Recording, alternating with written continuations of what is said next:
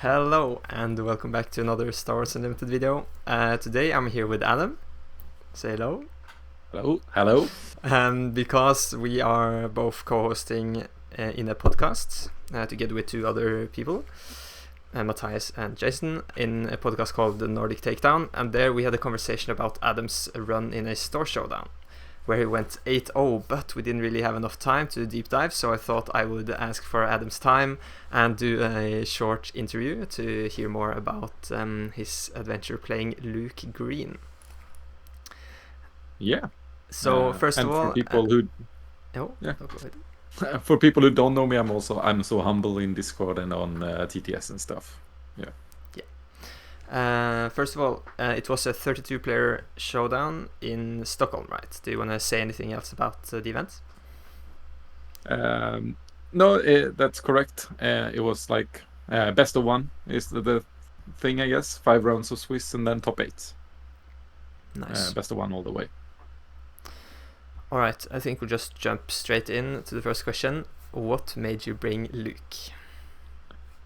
There was like multiple factors, but like I was thinking about, because I was gonna play 2 best of one Store Showdowns that week. My first thing was to think about leaders and decks that don't really care about going first that much. So instantly that could be like either the control decks or like Krennic or Boba Blue, and then Luke was like a little bit on the side. I was a bit too afraid to bring the hard control decks because there was like a time limit on 25 minutes and I didn't want to draw all my games. Oh yeah. So in the first one I tried Krennic, didn't come so much aggro that I wanted because it's better against that. And there was a lot of Han players, so I got kind of tired of playing against Han Solo. So my main goal was like, I don't want to care if I go first or second, and I want to smash Han Solo players. So that's why I brought Luke. Nice. Next question, was the meta as expected? Not really. Like the meta changed a lot in these 4 days because the first one was on Wednesday and the next one was on Sunday. It was barely any aggro on Wednesday evening, that Store Showdown, and here it was a lot of aggro. I think it was only 3 Han, and I was like, oops, this looks bad. Yeah. Did you have a lot of experience with Luke from beforehand, or was it just completely new? I faced it a bit at the release of the game when people were tinkering a little bit with it. And then I played like 6 games with a different Luke deck like 2-3 weeks ago.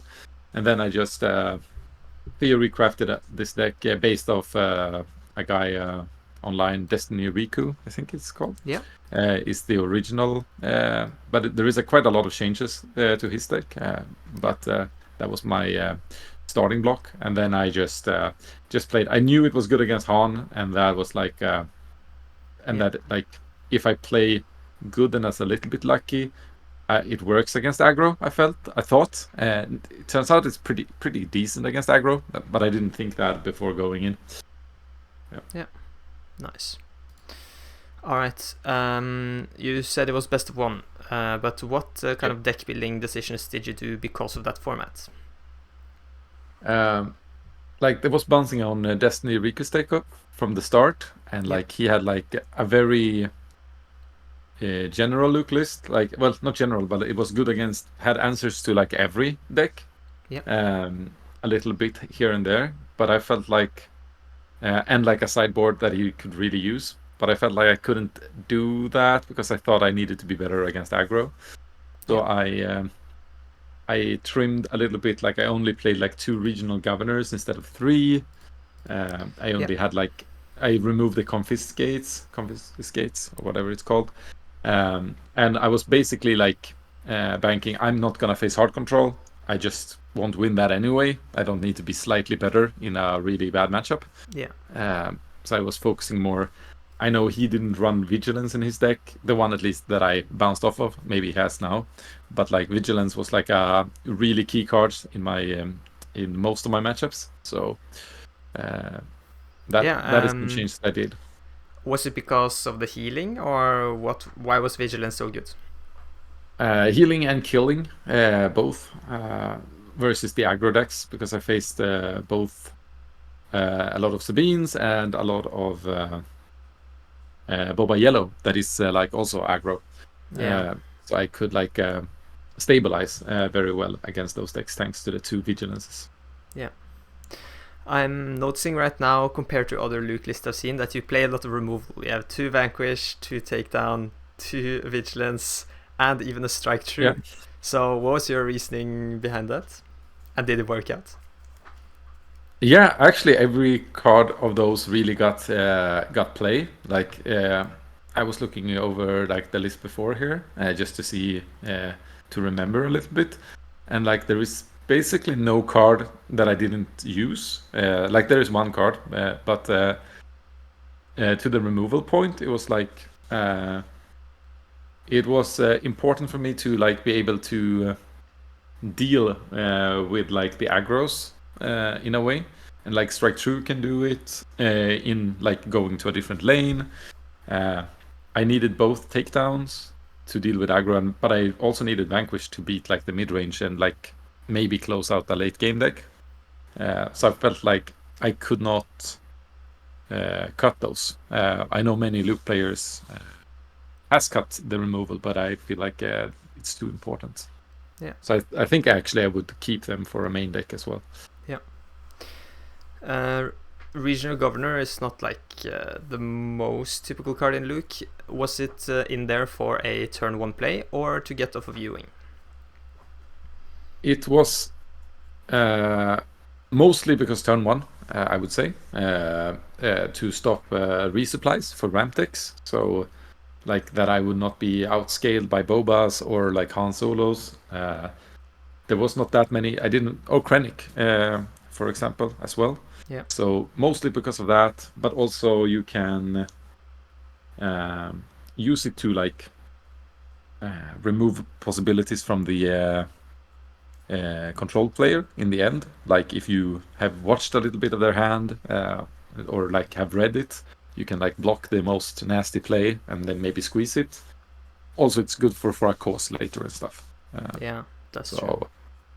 I think the regional governor, if I would make a small change, I would probably run 3 and just 1 R2 maybe, because the governors were really clutch.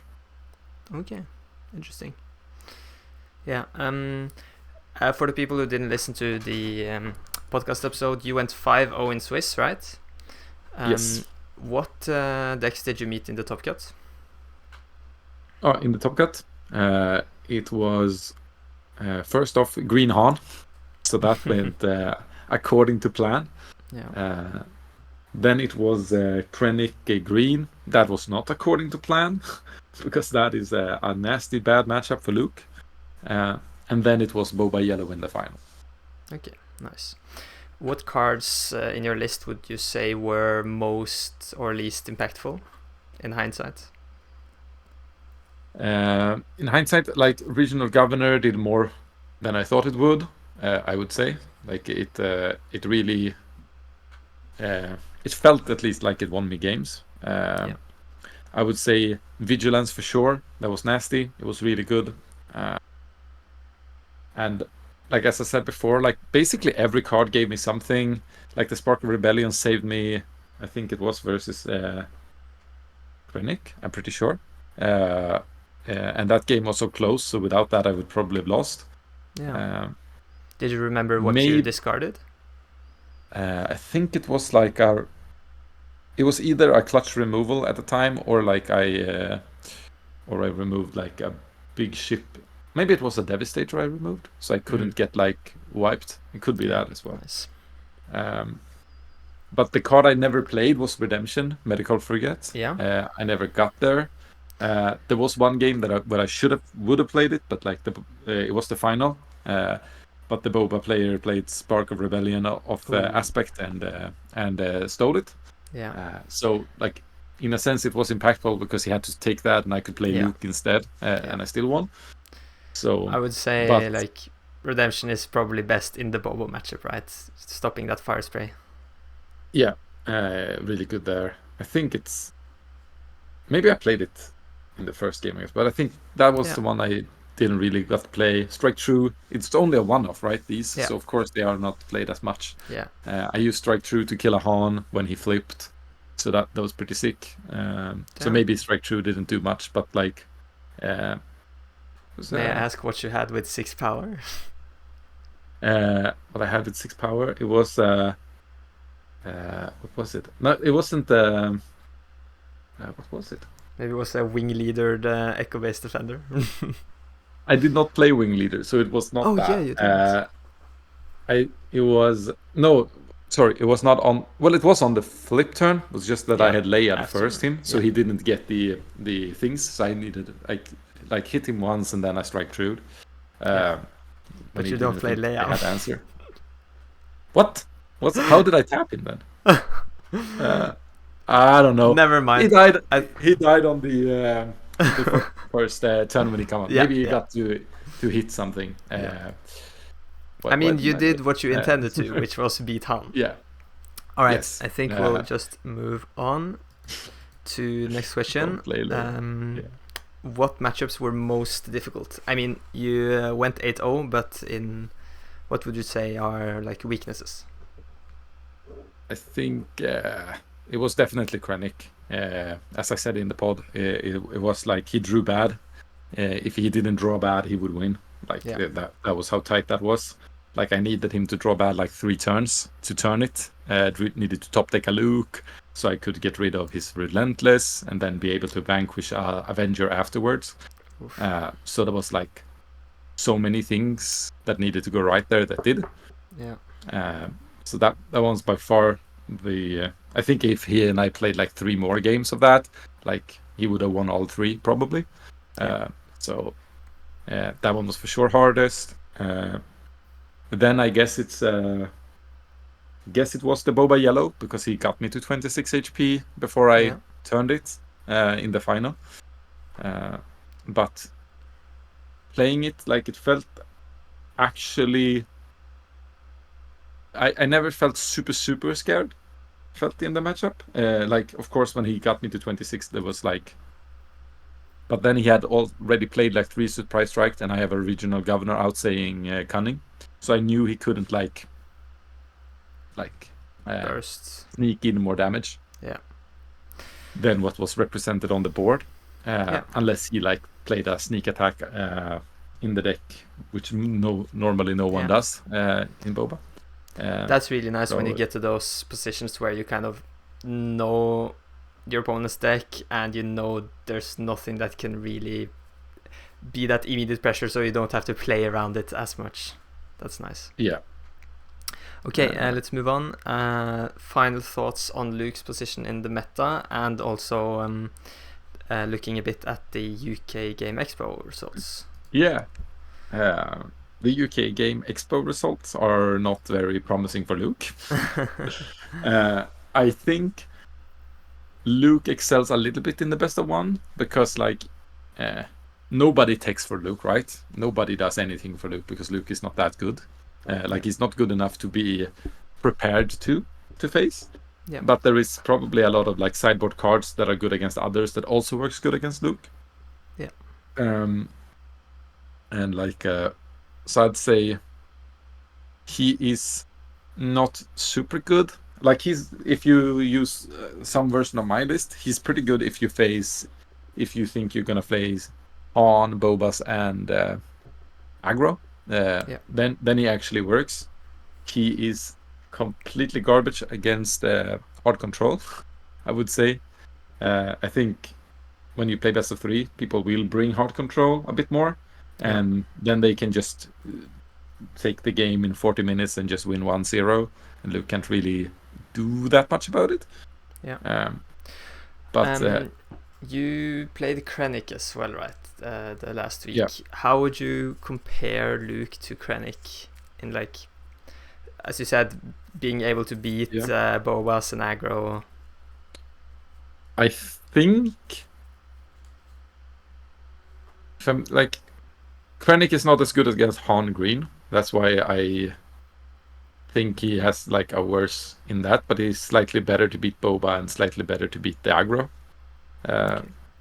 But the problem with Krennic, I feel like, is he can really shit draw in the mid game sometimes. Yeah. And he has the 25 HP base, so if he shit draws, like he gets punished by the aggro and Boba. They just smash his faces more than Luke that has 30 HP. But so I think, and also if you go to a best of 3, Krennic has like so much good things in his sideboard to deal with like heavier control, which Luke just doesn't have. So I think Luke works pretty good in best of 1, but I don't think he's the best in best of 3 unless you just know or expect there won't be any good hard control players, basically. Yeah. Okay, so if you know your meta, you can play him. I think he's not like that bad. He doesn't draw as much garbage, I would say. Like you get what you. I noticed that in those 8 games, like I usually had something that I kind of wanted to do all the time. Like maybe not the best play, but like there was always something. And not every deck has that, I would say. Yeah. Okay, I'm just gonna go through these slides. They're just the metagame results from UK Game Expo. So on day 1, Luke got 40% win rate. Day 2, 30%. And was a lot played as well. Yeah, and day 3, 23%. So not that good, but I don't think all of the days were best of 1. I know Friday was best of 1. Don't remember. I think one of the other days were best of 3 at least, but interesting to say the least. I think we'll just go right to the last question. Yeah. Are you going to play more, Luke? Maybe. Like I think he's very funny, so I'm gonna play him. But if I would bring him to a best of 3 tournament, I'm not sure. It depends if I feel confident in the meta. I would say. And what are your thoughts for Shadows of the Galaxy? Do you think Luke will stay relevant, become better with new cards, or straight up get replaced? Like, if you look at I think as it is, like Rey is the new one that is competing for Luke's spot. Yeah. And I wouldn't say that she's necessarily better or worse. She's like definitely better into the mid range and the aggro. So because of the restore, or the restore, and like you can buff the units so she can trade better, I feel like. Because Luke like plays the unit and maybe it gets killed because they know it has a shield. But so I think maybe if they still have the problem that they can't beat hard control, then I think you just why not just play Rey that has the restore. But the main problem is I think he's a little bit overcosted for what he brings. But it's all about how if they get like options to beat the control decks, if he's gonna stay relevant or not. Yeah. There is some good new cards, but it feels like not that much have dropped compared to for other colors to make Luke at least shine brighter. At least I don't think so far it's not showing that. Yeah, but there is a lot of cards left. Yeah, it's quite interesting with the hero command colors, like being able to recur stuff and put a lot of things on the board with U-Wing, or recur with Home 1 can be really good against hard control. But for instance, Han Solo has access to Cunning with Spark and now Kira. So Luke doesn't really have that. He has blue regional governors can help a bit, but I think, as you also did, you need some out of aspect cards if you want to sideboard for the control matchup. Yeah. Agreed. And right now there is not that good. They don't have the Relentless, for example.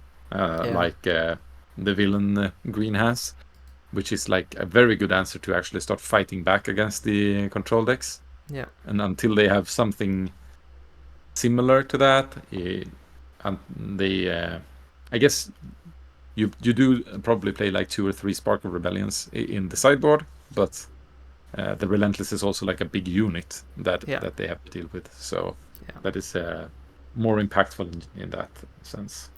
Yeah. All right, I think we'll wrap it up. Thanks for your time, and let us know in the comments if this format is interesting. And check out the Nordic Takedown podcast. We'll link Spotify and the Discord. Yeah, sounds good. Great. Bye. Bye.